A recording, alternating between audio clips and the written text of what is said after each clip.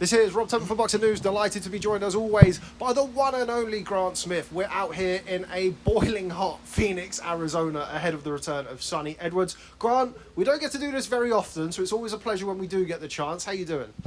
I'm very well. Sweating my nuts off, as usual. Yeah, 115 degrees. I think it were 35 degrees at 6 a.m. this morning. So just finished the session with a couple of boys, and I'm sweating a bit. So I look a bit wet, but you might be able to smell me from here. That's why I've given you the microphone to stay away from you, Grant, so I don't have to smell you. I don't want to get too close, unfortunately. You mentioned there, it's a far cry from sunny old Sheffield, isn't it, Phoenix in Arizona? But obviously the second time that you've been out here now after December. You like it here? It's very good here. Yeah, the weather's always nice. It's a bit too hot for us, but it's beautiful out here. We get welcomed out here. Nice places to eat. You do need a car, but I hitched up with Junior before we come out last time in December. I thought, right, we need a decent gym to work out of, to get some workout while we were here before last fight, Bam fight with Sonny. Hitched up, got in touch with Junior, who's got this gym here. He's got a beautiful gym. Come out, made us welcome, and we come straight back, and we formed quite a good friendship now, and we work together quite well. So he lets us use his gym as his own, and he's a good guy. Got a good team around him as well. So one of the things I wanted to speak to you about, I obviously briefly mentioned it off camera, is it's not, you know, certainly when Brits travel or when anybody travels and goes to a different country and works with a different coach, you know, sometimes a different coach and the current coach doesn't always gel, but obviously the fact that you've come back here a second time, I've seen that Junior's been working a lot with Sonny ahead of the fight. But it's not always that perfect synergy when it's kind of two new meetings. But what's it been like working with the guys? How does that kind of not change your role as a trainer, but how does it add to the training setup for Sonny? It doesn't change anything as a training setup, really. We just get on well, we gel, and I work like that. Now I've got like Junaid just in Vegas. He's just back from Vegas with a coach. Sonny were out with, and Junaid, Dalton and Junaid were out last year in Cali with Manny, and that's how it is. You just crack on and get the best out of what you can get out of, and it seems to work. So yeah. How's training over here different from training back home? Obviously, apart from the heat and the weather. I just train the guys very similar how I train them back home. I don't change anything. Just keep them doing what they're doing. And just have to shorten the sessions sometimes for the first few sessions till they get used to it with the heat and everything, and it feels like you're just sucking in a warm hairdryer all the time for the first few days when you're training, and then they just adapt to it, and then we just crack on and keep going, as you see, as they've done today. So we are here for, of course, Juan Francisco Estrada and Bam Rodriguez, but also the return of your charge, Sonny Edwards, the first fight since we've seen Sonny since losing his IBF title to Bam Rodriguez before Christmas. Haven't actually caught up with you, as people will know. You know, there's not an awful lot of Grant Smith interviews out there, so we haven't spoken since December. So let's start there and obviously talk about the future afterwards. Didn't go Sonny's night against Bam Rodriguez before Christmas. Now you've had a little bit of time to reflect, and I'm sure to analyse, you know, what went wrong in that fight. What's your thoughts looking back at the Bam Rodriguez fight for Sonny? Looking back at the fight, obviously it's been a while now, but looking back on it, saying what went right, what went wrong, and I don't think you couldn't have changed anything. It were free finger nature. What happened? He got hit with a shot. He got an orbital fracture. He picked the cut up. I knew something weren't right early doors. And you couldn't have changed anything to box. Sonny couldn't have done anything different. He couldn't have done anything different than what he were doing anyway. So we couldn't have changed anything in that situation other than picking the injury up.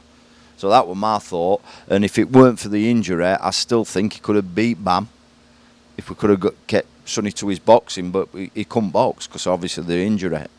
But I'm not taking anything away from Bam. Very good fighter, Bam. Very good, Bam.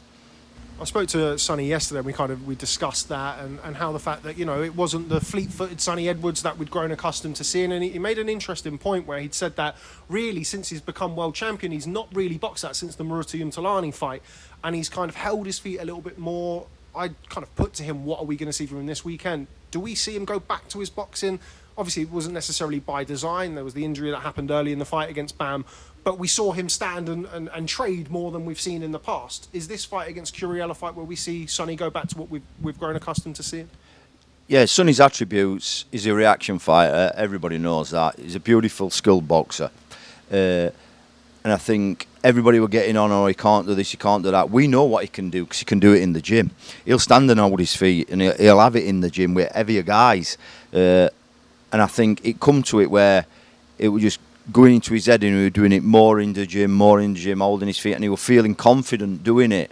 And he was comfortable sitting in the pocket and having it. And that played a good part. Otherwise, he wouldn't have been able to do what he did in the Bam fight. He'd have just got wiped out otherwise. Do you know what I mean? Which he didn't. He held his foot and he did quite well in that fight up to the ending. So what he was doing in the gym were okay. But that's not Sonny. Sonny's a boxer. So get back to doing what Sonny. He's best in world at it. I'm going to show him fight night. Final one on that fight. I want to talk about the future, not necessarily the past. But the end of the fight was something that kind of, was a story of the fight. Whether Sonny pulled himself out, whether you pulled him out. Obviously, I appreciate it's seemingly after the fact now, and it doesn't really matter. But what was the end of the fight from your perspective? How did that fight end? I wanted to stop the fight earlier, so people could think what they want. I wanted to stop the fight earlier. I could see the damage to Sonny's face. I told him. And he's like, no, I'm fine. He says, I'm fine, Grant, what's up? And I says, you can't see what I can see. So, and he respects my word. He says, I'm fine. So I says, right, I'm going to give you another round or so. I want you to go out, try to win these rounds, see if you can close them back, and then we'll see how it goes. And obviously that next round he did. Went out on his shield, he listened to me, he went out and did exactly what I said, and he come back. And obviously that happened, and I thought, that's enough. I think too much of Sonny. I'm not going to let any of my fighters get hurt. So I'm not a brave coach. I know when the time's right, and that time were right. If I could have stopped it a round earlier, I'd have stopped it. He said he didn't want it stopping. He wanted a chance. So I asked him what I wanted him to do, and he went out and did it, and that's what happened. And I thought, no, I'll stop it now. You mentioned there about yourself and Sonny. I mean, you go back a long way. Obviously, you've had him since an amateur, come through right the way to world titles. How difficult a decision was that, having to do it? I spoke to Sonny yesterday, and he said it's the first time in his entire life that anybody has said to him, I need to stop this, or I'm going to stop this, whether it's a spar, whether it's a fight. Couldn't have been an easy thing for you to do as a coach. I wouldn't say easy or hard. It's not a nice thing. It's not easy and it's not hard. You're saying it's hard. No, it's hard when you don't want to do it. How can I put this? I don't find it hard trying to pull my fighter out of a fight when they can get seriously hurt. To me, that's not hard. Yeah, it's gutting, and nobody wants to do it. But like I said, I'm not a brave coach. I know when the time's right. So to me, it's not hard to do. It's easy because I care about them. And when you care about something, nothing's hard. Do you know what I mean? If you were pulling your own child out of a danger or what's not a right situation, every man would do it. So if you don't care about somebody, that's when it don't mean nothing to you. But my fighters mean something to me. Sonny means something to me, so it's not hard to do in a situation like that. I want to call it when I think it's called right. I give him the chance. He said he wanted to carry on, so I let him carry on. Then after that, obviously the knockdown comes, so I thought, right, I've got to stop it. And I don't think anybody can complain that I stopped it too early. I appreciate that, you are very an example of the fact that we don't ever bloody get you on camera. I know you're very much about the fighters and very much looking at them. But for yourself as a coach, I also know how seriously you take your work and how much you want to improve and strive to improve as a coach. You don't take too many losses in the Steel City gym. That was a loss, admittedly, at a very, very high level. But does that make you as a coach kind of look back at what you did? Could I have done this differently? Or is it just kind of part of the sort of par for the course as a trainer? You do question certain things, and you look back in camp. What can you improve on? What should you have done? What shouldn't you have done? Yeah, and if I didn't do that, I don't deserve to be doing what I'm doing at an high level. If you're doing something at an high level like that, listen, I've always said, when you're fighting at the level my fighters are fighting at, which is top level fighting, the good fighters, so they're in with good fighters. If we win 6 or 7 out of 10, We're all doing well. We're all doing well. You can't go out and win 9 and 10 out of 10 every fight when they're equally matched 50-50 fights. So if I'm doing 6 or 7 out of 10, their odds are good. Their odds are good. Moving on and looking at this Saturday, Adrian Curiel, of course, a world champion until his last fight. Unfortunately, was stopped by Sivanati Nonshinga down at light flyweight, now up at flyweight. I think the general consensus is this is a very live fight for Sonny, particularly on the back of a stoppage loss to Bam Rodriguez before Christmas. How dangerous of a fight is this for Sonny Edwards? Like I say, he's a former world champion at light flyweight, but he were boxing at flyweight before that, so he's not like as if he's a littler guy, he's coming up. No, he were a flyweight. He moved down to, because the weights are that tight. He went down, beat Nonshinga, good knockout, come forward fighter.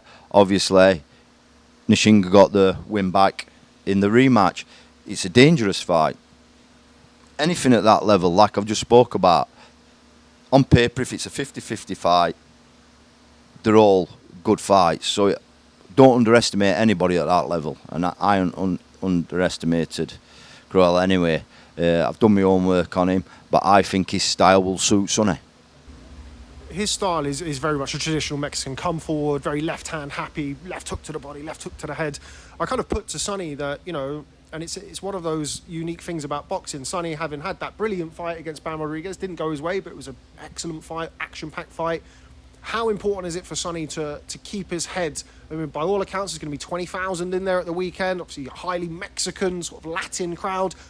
When Curiel's coming forward and letting those shots go, how important is it for Sonny not to play to the crowd and just stick to his game plan? Sonny's a very clever fighter. He knows when to turn it on. If he sticks to his game, the game plan, what we've got, he's just going to go out, do everything what's natural to Sonny anyway. Just like a day in the park, it's like in the gym, but a lot more dangerous with them little gloves on. So I think if he comes and Adrian does what I think he's going to do, I think he's going to play into Sonny's hands, and Sonny will put a masterclass on. Don't tend to ask you about fights that are not really anything to do with you, but sort of something to do with you in a sense of you're the man who has up close with Bam Rodriguez, most recently, certainly in the opposing corner. His bout with Juan Francisco Estrada, obviously the main event this weekend. You've got kind of the new, fresh, young kid in Bam Rodriguez, two-weight world champion already, against the old kind of master, really, in Juan Francisco Estrada. You've seen Bam as up close as you can really see him. How do you expect that fight to play out?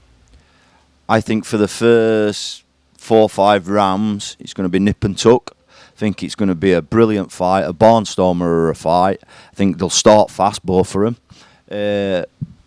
But I think Bam may pull away or get a late stoppage. Estrada, brilliant fighter. I don't think many can pick a winner between them. I'm favouring Bam because he's the fresher, younger guy. Like you say, Estrada hasn't boxed for 18 months. 30s. I know it's only young, but in the lighter weights, as you start getting into them ages, it's normally the heavier guys as they get older and the ladies, do you know what I mean? So I think it's going to be a cracking fight, but I'm favouring Bam. You mentioned there about the inactivity. It's something I kind of want to put to you as a coach, really. Generally speaking, your fighters are pretty active. I know you've had some examples in the recent past. Obviously, Liam Cameron, who did fantastically well against Lyndon Arthur a short while ago. Lerone Richards, who unfortunately didn't do as well in his bout with Steve Woodall. But generally speaking, you have a pretty active stable of fighters. They all tend to get out at quite regular intervals. How important is activity for a fighter? Activity is very important because you can get to work on what you've been doing in the gym, and then you can move on to the next stage of your career and you just keep improving. The ring rust, taking the shots, it's a big difference. So when you're fighting at the world level or the top level, an international level at that, I think you should be fighting at least 2 or 3 times a year at that level, and then as it comes down, 3 or 4 times a year as they start coming down, minimum. And as soon as you're turning pro, it should be at least 5 times a year, 4 or 5 times a year. That's my thought, so you should always stay active. Just mentioned there Liam Cameron and his bout against Lyndon Arthur. Just want to touch upon that. Brilliant performance from Liam. I think everybody knows his well-documented issues that he had outside the ring. I think less than 8 rounds in the last 6 years, and in with somebody who, you know, in his last fight, boxed arguably the best fighter in the division in Dimitri Bivol. what a performance from Liam Cameron. Unfortunately, didn't go his way on the receiving end of a split decision loss, but considering everything he's gone through, you must have been very, very proud of him in the gym. I was very proud. I couldn't get it on because obviously I were here and I couldn't get it on the TV or to get to stream it. So I rung Junaid, who were in Vegas. He'd got it on, so we were on video call. So I said, spin your phone round. So Junaid would just sat through it like that with his phone to TV for me. So yeah, it was brilliant. I was so proud of him. We were shouting down. Lyndon's a good friend of ours anyway, so he's a good guy, Lyndon. I thought it were a close fight. I thought the last scorecard were wrong, but Liam did a great job. Everybody thought Liam were going to get shot. I saw some of the other comments on the other channels, and I'm like, oh, he's taking it. They don't know boxing. They don't know the ins and outs about boxing. We've known Liam since he was a young lad, and we were very confident he could cause an upset, which he nearly did. He put a good showing. He's been out all that time. He's lost all that weight. Like you say, he's only had, 7-8 rounds of boxing in 5 years, and he goes and does that at the weight above what he should be boxing at. He's a super middleweight, Liam. Do you know what I mean? So I'm so chuffed for him. He's got a big lump of cash in his pocket, and he can go away now with his head held high. He's going to take his licks, do you know what I mean? Lick his wounds. But we're getting offers already for him. So he can crack on now. He'll stay in gym, Liam, because that's gym. He's always in gym anyway. He's all round about gym. And hopefully, yeah, his career's going to move forward now, and he's going to get what he deserves. I mentioned Liam Cameron, and also mentioned Lerone Richards, another man based out of the Steel City Gym. Unfortunately, was stopped by Steed Woodall. I know that over the course of the last few years, Lerone is well documented, not had that period of activity that we were talking about that's so key in a fighter's career. Went wrong for him against Steed Woodall. Gutted for him. Spoke to him the other day, actually. He's just going out with one of Pierce's fighters, actually, to Belfast to help Pierce. So he's going out to help Nicola Borkart there, who fights tomorrow. I've lost track of days. And then Ebony fights the day after, the same night as Sonny. So good luck to them guys and Pierce. So he's going out there, then he's going to come back and he's going to have a little break, get some sun on his back. We'll come back, we'll have a chat, see where we're going from there. But he'll be back. Inactivity. It's hard for Lerone. He's in Who Needs Him club. Do you know what I mean? Thought he was boxing very well, winning the fight. I said to him to watch for what happened. I told him to watch for what happened. He made a mistake. With his feet, and at that level against Steed, which is he's a good fighter, Steed. Can remember him from amateurs. Knew he could punch. And I says to Lerone, you've got to watch these shots coming over front side, over top and hooking round. Made a mistake and got caught. You mentioned there about being in the Who Needs Him club, which is very much where he's been for the vast majority of his career, certainly as he's gone through the levels. Obviously never a good thing to be stopped and never a good thing to lose, but do you think that could open the door for some opportunities in the future? Do you think people who maybe weren't as interested might think, actually, I can get to Lerone Richards, I need to land that right hand and he'll go? Yeah, he can take a shot, Lerone. I don't know. He just got caught with the first one. I don't know how he stayed up from the first one because it was a cracking shot from Steed. And then he got hit with about 2 or 3 more in the last one. But he turned round, I shouted him, he looked at me. He were all there, but I knew his eyes weren't right. I think he'll get some options off that, but I don't know. I don't think... When saying he's in the Who Needs Him club, they'll think they'll be able to put him away like that. I don't know what. I can't hit the nail on the head just yet. I'll have to speak to Lerone about that. But the weight were fine, everything like that. But he'll come back. We'll get another fight and we'll see where we go from there now. Before we move on and talk about some of your other fighters, you mentioned there Pierce Gudgeon. Of course, your right-hand man, unfortunately not out here because he's a busy man back home. But it was great to see Pierce, in the corner. I mean, corners and kind of his lead trainer for other fighters, but certainly for Liam against Lyndon Arthur in a big step up. It was good to see a young man like Pierce equipping himself. Sorry, it's a jet lag anyway. I'm in the middle of the day. Well, in a fight like that. Just to talk about really Pierce's development as a coach, obviously somebody who works as your right hand man, but also now coming into his own as a lead trainer. Yeah, Pierce has been with me since a little boy. Obviously boxed for me through amateurs, same age as Dalton. What they're 27 now. Come through, started working. We give him the opportunity. He's always been coaching from a young age. Said he wanted to back in boxing, so I said to him, look, don't throw all that away, come back coaching. He's coaching, carried on coaching, helping me a bit, helping the pros while they were working, and then decided we give him the opportunity. Do you want to come full time? He's come full time, and 27-year-old. Look at what he's doing. He's got European champion. He's got about 7 or 8 of his own professional fighters. He's doing the amateurs as well. He puts the hours in the gym, and he thinks the world of his fighters, like I do. And I think he's took note. He's watched how it's done, and I'm so proud of Pierce. And like I said, when I've done, he'll be pulling the reins for everybody else. So I let him pull his own reins. He helps me big time. Couldn't do it without him. And then he's got his own pro, so he's finding his own way in life now. He is pro, so he can take his career further on. And he'll become to be a very good coach, Pierce. And also I'd like to mention Tommy Williamson, who's always in the gym. He's one of the amateur coaches as well. So he'll help me and Pierce in the gym with our pros, because we've got that many pros in the gym now between us, me and Pierce. He'll drop on with me or Pierce and help us out. I'm here now. Pierce is away in Belfast. Tommy's looking after Chantel for me and a couple of my fighters and doing that, so he's going to come through as well. You mentioned there about kind of Pierce taking the reins when you sail off into the sunset, Grant, with all of your money and all of everything else. Do you think about that as a trainer? I mean, you're not an old man, Grant. I wouldn't say you're an old man, but you're not a young man either. And, it is I don't think people comprehend or think about the toll that it takes on a trainer, both physically and mentally. Trainers tend to be the busiest people in boxing. A fighter will have a 10-week camp, go on holiday for 3-4 weeks, come back in the gym. Generally speaking, the trainer's straight back in the gym on the Monday morning. Have you thought about what the next 5-10 years could look like for you as a coach? Yeah, I set myself certain goals as an amateur coach, as a professional coach.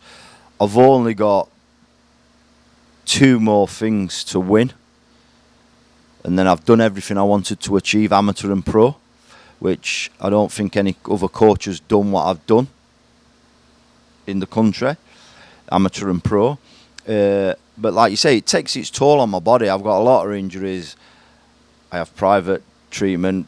Check out Goose Lane Clinic, Tom, Beth. They look after me every week. 2 sessions a week with them to keep me in tip-top form. They're brilliant at the job, best I've ever been to. I've been doing it 20-odd since I was, 30 years having treatment, and them guys are the best. They look after me. Fit us in when we can. Look after my fighters as well. And without them, I couldn't do what I'm doing. I've given myself a set target where I want to get to age-wise, and then that'll be me done. I'll still be in the gym, obviously, but Pierce will have full reins. I'll not be padding anybody. I'll not be doing anything, but I'll just be popping in and doing virtually what my dad, Brian, does. He comes in and he's in the gym day in, day out, and he goes all over the fighters, and he's a big part of the team, my dad. So, like you said, there's 4 generations of my family, and it'll just keep going like that, I think. And then Pierce will have full reins, and he'll be the man in to get battered and take all the more injuries. You mentioned there about an age target, but you also mentioned a couple of targets, a couple of things that you want to achieve. I don't suppose you want to... Can you tell me what they are, or are they private to you? Either way is fine. They're a bit private. I'm quite a private person, do you know what I mean? My fighters know, and Piers, my dad, they all know I've got 2 things to achieve. Then I've done everything amateur and professional, what I've achieved.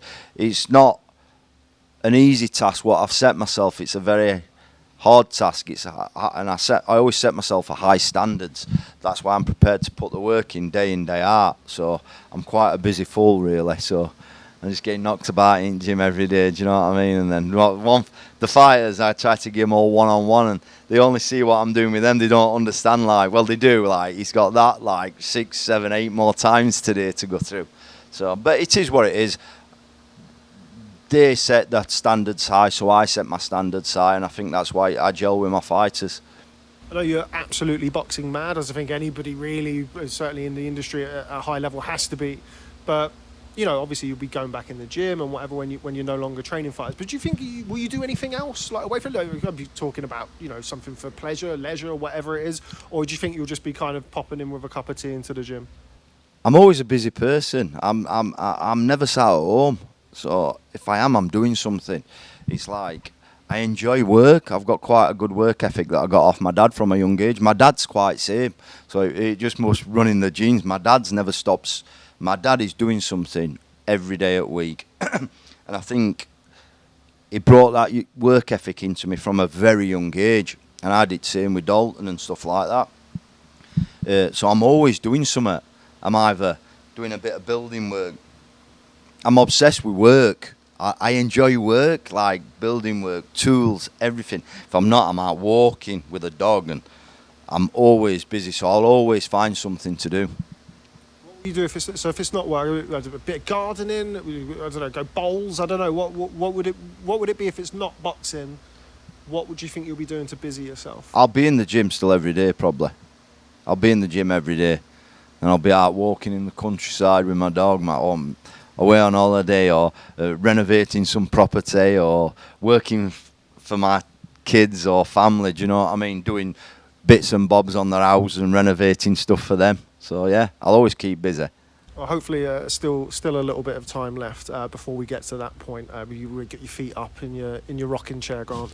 But you mentioned there your kids. Of course, one of them, I don't know where he is at the minute, but he's knocking around in the gym somewhere. Dalton Smith, your son. Of course, on the back of career best performance against a very good fighter in Jose Zepeda. We're still waiting official announcement of his bout. Rumours about the end of September. John Fernandez is a name that's been kind of bandied about, but I guess bringing it straight the way back. How's Dalton? How's he getting on in the gym? Yeah, he's good. As you can see, he's just done a little session today. He's flown out here, taught me with Sonny this weekend. Great performance against Zepeda. He's just gone away and enjoyed himself. Had some nice time away. Come back, bit of time. He's just come. He's always in gym anyway, ticking over. He's just been ticking over in gym. Come out, done a bit here. We'll go home and then we'll get cracking after another week or so back home and do a 10, 12, whatever camp it is, how long it is. No's been nailed down yet, date-wise, opponent-wise. So we'll just go out and crack on with his camp soon as we get it all signed, sealed, delivered, and we know when he's fighting and who he's fighting. The Zepeda fight was the first fight in a little while. I remember speaking to Dalton afterwards. I said, it's the first fight. I remember looking at you, you've not got cuts over your eyes for the last few. What we were talking about activity earlier on, that obviously allows you to spar sooner, obviously allows you to fight sooner. And when you're in Dalton's position, which is, very much knocking on that world title door, that must be a great thing for you as a coach, not having to manage 3 months of no sparring and whatever else. Yeah, what it were for the British title, obviously, it's the new rules now, so you've got to win it and defend it 3 times, not win it, defend it twice. It's the new rules, so it's quite hard to win it outright, and not many fighters do it. But obviously, he got caught, and then we're trying to move his career at the right pace and get him where we want him at the right time. So he's picking cuts up, or he's sparring constantly. Then he's picking a cut up in a fight, and then he's straight back in, and then not really time to heal, so we're just getting fight. And I think he boxed 4 times in about 13 months for all 12-round title fights for British, and it's not good. So we give him a bit of a rest after that. He did that. The skin's healed good, and that just shows you now he needs the rest in between fights for that. You can't keep fighting 12-round title fights, constantly sparring and doing all that, and you're picking injuries up. Like you said, the fight's won in the gym, not in the ring all the time. Do you know what I mean? You've got to do everything right in the gym and in the ring. That Zepeda fight was looked at by many in the industry as a legitimate step up. The acid test for Dalton Smith, he came through in flying colours. Obviously, a spectacular stoppage win. Nobody's done that to Jose Zepeda. People will say that he's not the fighter he once was, but still, nobody has done that to him. How pleasing was that from your perspective as a coach? And also, when you consider what Zepeda's done in the division, I mentioned earlier, how close do you feel that performance now puts Dalton in world title contention? It puts him, obviously, because of the title as well, WBC Silver, so it puts him in good stead anyway. He's put his name out there because everybody respects Jose. Nobody was first to stop him. And I don't see how people can say he's on the slide. Yeah, I can understand it, but they weren't saying that 6 months before that with Prograis and all the other fighters. Do you know what I mean? Hitchens. And I'm like, they can't say that. He's gone in there, he's done it, and he's dealt with business. Do you know what I mean? We've come out here now, and I don't mention some names, but fighters out here are like, oh, you're the guy that's done that to Zepeda, and do you know what I mean? And we know him, and he's a good fighter, he's a brilliant fighter, and we trained with him, and so he's got the recognition off the USA guys out here now as well. So, but yeah, he showed he can compete at that level. 140 pounds division has been a very interesting division over recent times. Obviously, Josh Taylor was undisputed champion. The belts then became fragmented. Teofimo Lopez looked like he kind of secured himself as the number one, and then he was, pretty under par against Jermaine Ortiz. We've seen the Devin Haney and Ryan Garcia saga, which has resulted in Haney still champion, but is now champion in recess. Garcia's obviously banned at the minute, so 140 pounds looks kind of all to play for again. Obviously, Matthias was beaten by Liam Parrow a couple of weeks ago.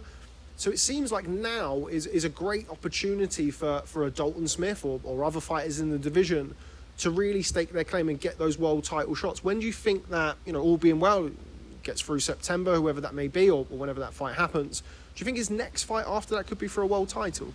Yeah, I think so. I think he'll be ready. This one, which obviously there are no pushovers at this level anyway, do you know what I mean? And I've said for a long time, the top 40 in that way, you can go down it, and if you know your boxing, you're like, wow, you can't really pick no weak guys out, and that's the top 40 in a division like that. And I'm like, it's a very odd division, but I don't think anybody can stake a claim on it. I think the titles will keep getting swapped about because the quality is that good. So you beat him don't mean to say you're going to beat the guy that he beat because the styles all gel. Do you know what I mean? And that's how boxing is, and that's why it's so fascinating, and you can't guarantee a win. And I think they will keep getting swapped about for a while at that weight now because the quality is that good and the depth is that deep in that division. Where does Adam Azim fit into Dalton Smith's plans? He don't fit into our plans. So, not on my terms anyway. So, let him just crack on with his career. I wish him all the best. He's a nice guy. Let Adam crack on with his career. We'll crack on with our career.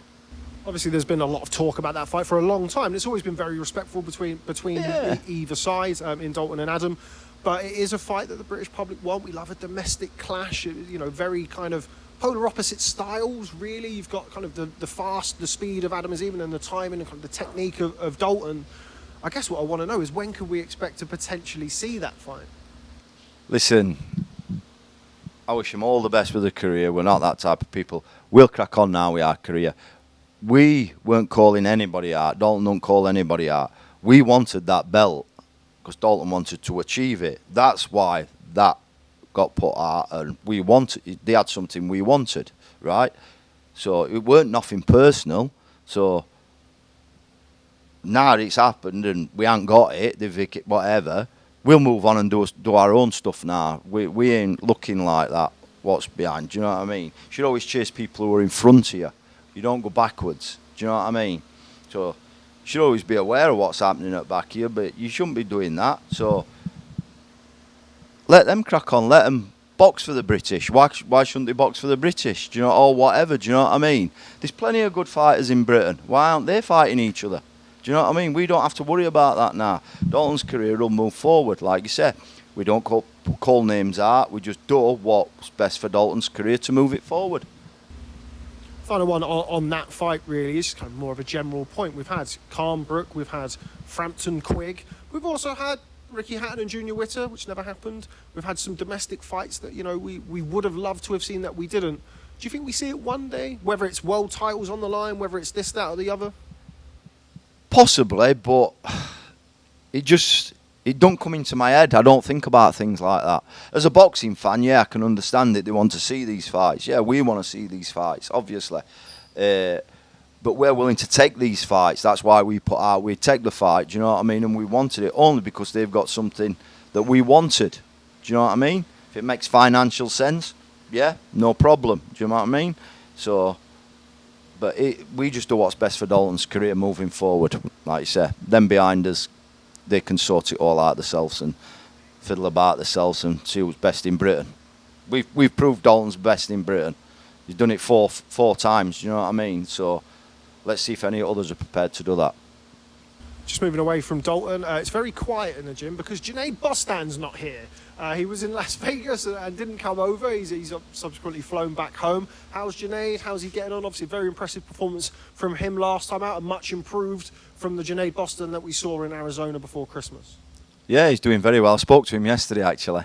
So he's doing good. So he's tired. He's had an odd few weeks out there sparring.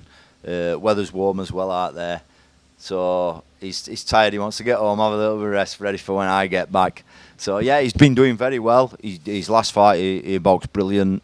We adjusted a few things, what he knew he had to do anyway, and then he's took it on. He's maturing as a person and a man. But Junaid's a young lad. Do you know what I mean? He's 22-year-old. What has he boxed? 4 champions already. Do you know what I mean? And he's 22-year-old. He's doing 10 rounders. He's boxing the guys he's been boxing. So, yeah, keep him going at the pace he's going. Don't rush him too fast, and he'll have a good career, Junaid. Yeah. In the future, I mean, obviously something that I'm sure you've done since, but in the future, maybe 5-10 fights down the line, with all being well, you know, Junaid's a world champion and this, that, and the other.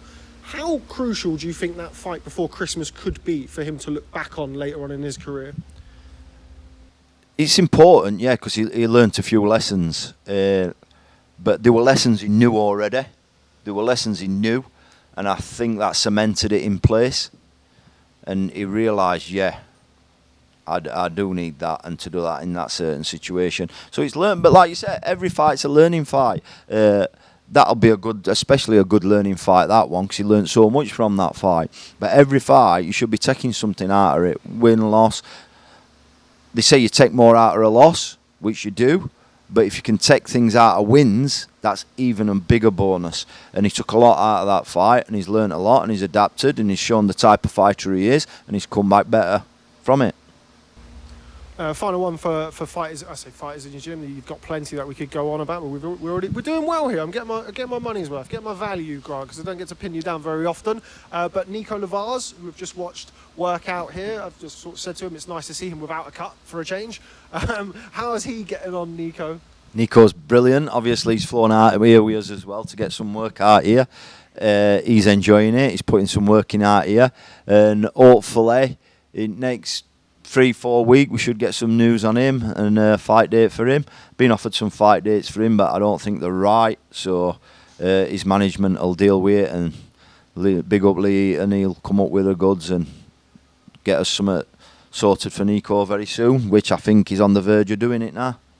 Nico being out here, and obviously even for Dalton and other fighters. I mean, I remember speaking to Andy Lee, and he would say about Emmanuel Stewart would always make a point of taking the young fighters to the big fights and the big fight weeks, so they can acclimatise, not weather-wise, although you have to do that as well, to what it's like being around the big fight away from home, getting those experiences. I mean, even Junaid going out to Vegas, I saw him sparring Caleb Plant and Kamal Moton and super featherweight to super middleweight and everybody in between. How important is it for fighters like Nico, like Junaid, like Dalton to experience different settings and different surroundings? What does that give to a fighter? It's brilliant. It's brilliant. I don't know what to say. The word is invaluable. But what it is, because it's credit to each and every one of them, to tell you the truth. They should be bouncing off each other because they're all great fighters. They're all good fighters. So they're putting themselves in these situations to put them on these shows, and then the teammates can have a bit of it as well. So I think they're quite blessed that they're all getting it now and getting to feel for it from the young career coming through, because they're in with good fighters in the gym. So they're getting a feel early for it, and it just comes natural to them now. Okay, Grant, well, final one from me. We've talked about Grant Smith, talked about Dalton Smith. We haven't seen the new star of the Smiths, which is Cavan. We haven't seen him. I remember seeing him I think it was at Wardley Clark where he popped along with Junaid, and he was beaming from ear to ear because he'd had a big win in his amateur career beforehand. How's he getting on? He's obviously your grandson.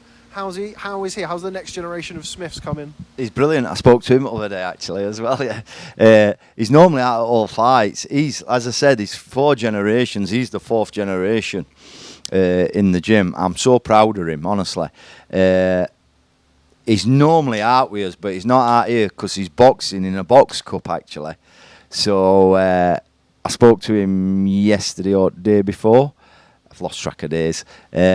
Yeah, and he's boxing in that the same weekend that Sonny's boxing, so that's why he couldn't come out here. But so proud of him. He's been doing really well. He's virtually won them all by stoppage or camps, and he's doing really well. I'm proud of him. He puts the work in. He's dedicated. He don't get forced to do anything. He does it all off his own back. And I'm really proud of him, and I'm missing him as well. Well, we wish him all the best this weekend, and I'll hopefully get to catch up with him soon. Probably catch up with him sooner than I catch up with you, because you're a difficult man to pin down, as everybody knows. But thank you very much, Grant. I did have to fly 5,500 miles, but I got the interview. Thank you very much for speaking to Boxing News. I look forward to you being inundated with requests now from all of the other media outlets to get an interview with you. But thank you very much, and I'm sure we'll catch up very soon. No, you're welcome. It's just that you've locked me in gym. That's why you've got me. You won't let me out, and then you offered me stupid money. I couldn't refuse to do the video, so we've done it. Pleasure, mate. Always a pleasure. Thanks very much, Grant. That was lovely.